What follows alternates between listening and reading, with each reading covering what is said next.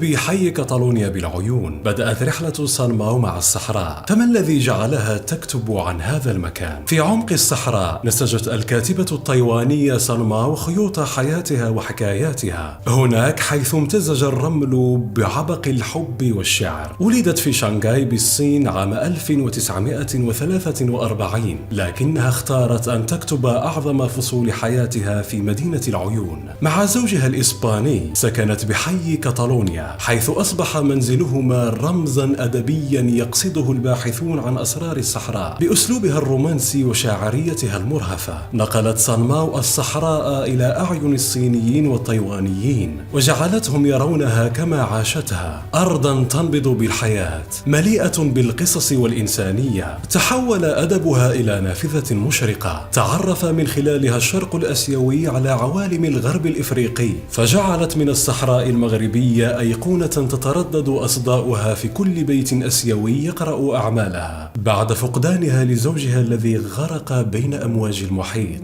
لم تستطع سان ماو أن تكمل الرحلة، فانطفأت شمعتها بحزن، ومع ذلك بقي أثرها حيا يتجسد في أعداد السياح الآسيويين الذين يزوروا بيتها بحي كاتالونيا، يتبعون خطاها ليعيشوا بين طيات كلماتها. إنها سان ماو، امرأة ربطت الشرق بالغرب والحب بالشعر والصحراء المغربية بالعالم. كنتم معي أنا حمزة من العيون. الآن دمتم في رعاية الله.